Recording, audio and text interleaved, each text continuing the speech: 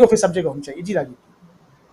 तो ये जो कट्टर ईमानदार सरकार है, बड़ी ही कट्टर ईमानदारी के साथ देश को नंबर 1 बनाना चाहती है, और उधर मोदी जी भी नंबर 1 बनाना चाहते हैं। तो दोनों तो एक ही पटरी पे हैं भाई, दोनों एक ही राह पे देश को नंबर 1 बनाना चाहते हैं। इसलिए तो 2 दिन पहले इन्होंने, अरविंद केजरीवाल ने उस अभियान को मेक इंडिया नंबर 1 अभियान चालू किया है। तो मोदी जी भी वही चाहते हैं। तो क्या ये दोनों मिलकर के नहीं बना सकते? क्या जब ए और बी वाली बात है तो उसको मिलकर के बना दें? सुनील शुक्ल जी, यहाँ सियासी जो पर्दा है उसके आगे और पीछे बहुत कुछ है, ये सब हम सब अच्छी तरह से जानते हैं। जो हमारे साथी जो इस कार्यक्रम को देख रहे हैं वो भी बहुत अच्छी तरह से समझते हैं। लेकिन ज़रा समझाइए कि आखिर क्या कारण है कि पिछले दिनों 15 अगस्त से पहले अचानक एक टोन चेंज होता है, एक नैरेटिव सेट करने की कोशिश होती है केजरीवाल की तरफ से, अरविंद केजरीवाल की तरफ से, देश को नंबर 1 बनाना है। ये बात लगातार, पहले दिल्ली नंबर 1, पंजाब नंबर 1 की बात नहीं, अब सीधे देश को नंबर 1। बहुत अच्छी बात है, हम और आप भी ये ख्याल हम लोग भी कर सकते हैं, पाल सकते हैं, और हम भी चाहते हैं कि देश नंबर 1 बने।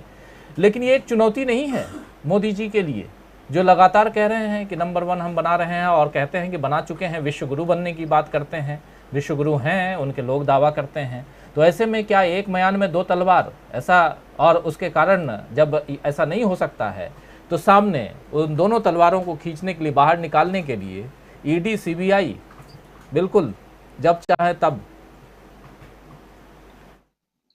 राजीव जी, अव्वल तो अरविंद केजरीवाल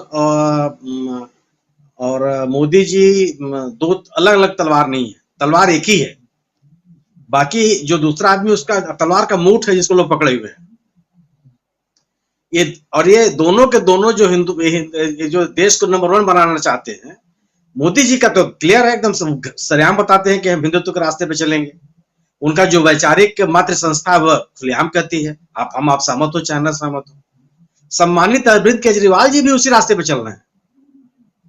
तो दोनों का लक्ष्य एक है और दोनों के साधन भी एक ही है। इसलिए दोनों को आप भले हमको आपको दिखाई पड़े कि ये दोनों लड़ रहे हैं, ऐसा है नहीं। ये जो बात कही उपाध्याय जी ने, अमलेंदु जी ने, कि इस देश में 2 विपक्ष है। एक विपक्ष वाकई सत्तारूढ़ दल के खिलाफ है, और एक वो विपक्ष है जिसको सत्तारूढ़ दल ने विपक्ष के रूप में तैयार किया, अपने संसाधनों से पुष्पित प्रलित करते हैं। जो एक हैदराबाद के नेताजी हैं, उनके बारे में भी आपको पता है। तो ये ऐसा नहीं है। और जो आप जो बात कर रहे हैं ना, ये बार बार प्रमाणित हुआ है। जब ईडी की कार्रवाई चल रही थी कांग्रेस के नेताओं के खिलाफ, आपको याद होगा, तो विपक्ष के नेताओं की एक बैठक हुई दिल्ली में और एक स्टेटमेंट जारी किया गया था। उस बैठक में शामिल न होने वालों में अरविंद केजरीवाल जी की पार्टी है। ये जो कांग्रेस का रिएक्शन है वो गलत नहीं है। कांग्रेस के साथ तो इनका बाकायदे सियासी संघर्ष दिल्ली में ही है, और कांग्रेस के खिलाफ माहौल तैयार करने में ये अरविंद केजरीवाल और उनके सहयोगियों का हाथ तो रहा है, ये सबको पता है, और किनके सहयोग से रहा है ये भी सबको पता है।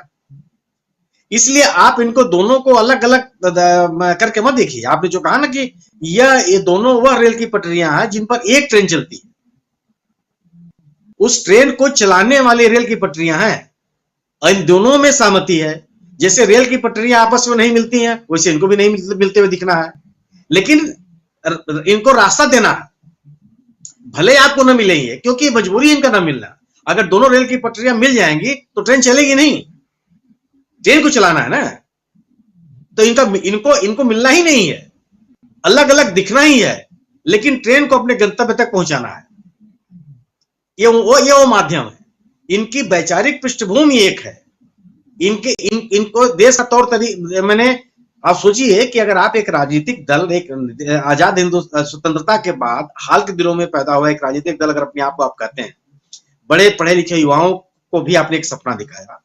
राजनीतिक दल के राजीव जी, राजनीतिक दल स्वयंसेवी संगठनों, सामाजिक संगठनों की एक बड़ी जिम्मेदारी ये होती है कि वह देश में, समूह में, समाज में तार्किकता पैदा करे। अंधविश्वास पैदा करने के लिए राजनीतिक दलों का मतलब महत्व नहीं होता। अगर आप लोकतंत्र को मजबूत करना चाहते हैं, समझदारी पैदा करने की जिम्मेदारी होती है। चुनौतियों से लड़ने की जिम्मेदारी होती है, सही को सही और गलत को गलत करने की हिम्मत देने की जिम्मेदारी होती है। कर क्या रहे हैं आप? वही हिंदुत्व का एजेंडा, वही अंधविश्वास, वही धार्मिक यात्राएं।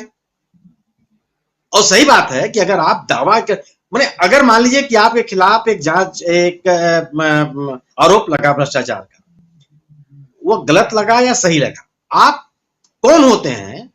आप अगर आप समाज के शुभचिंतक हैं तो राजस्व को हानि पहुंचाने वाले निर्णय आप क्यों ले रहे हैं? क्या वो ऐसे लोग हैं जो देश में जो कोरोना की वजह से उत्पन्न स्थितियां हैं उनकी वजह से प्रभावित हैं? इस देश का, मैंने अडानी और अंबानी की बात हम लोग करते हैं कि कितने 100 गुना इन्होंने अपनी ताकत बना ली। उनके अलावा भी क्या कोई पूंजीपति ऐसा है जिसकी ताकत घटी हो, आर्थिक स्थिति घटी हो, जिसको सरकार के आर्थिक सहयोग की जरूरत हो? किसकी बात आप कर रहे हैं? और दूसरी चीज, राजस्व घटाने, सरकार के राजस्व को घटाने के लिए कोई भी निर्णय तर्कसंगत नहीं हो सकता अगर वो जन कल्याण के हित में नहीं है तो। इसलिए दोनों मिले हुए लोग हैं और मिल करके ये लोग जो देश का जो वास्तविक विपक्ष है इसको चोट पहुंचाने का काम है इनका, और वो कर रहे हैं। हिमाचल प्रदेश में और गुजरात में भी इनका ही लक्ष्य है।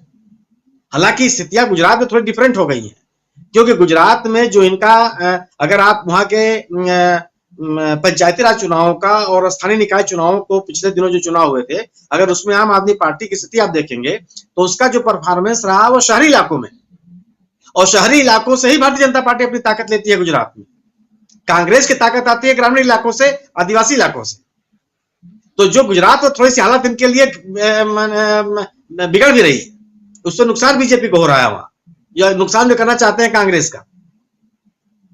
लेकिन है, ठीक है, मैंने कई बार होता है ना कि आप जो फास्ट बॉलर होता है वो लंबी बहुत पीछे से दौड़ते हुए आता है वो, इसलिए इनके ये पीछे जिसलिए जा रहे हैं कि इनको और आगे जाना है।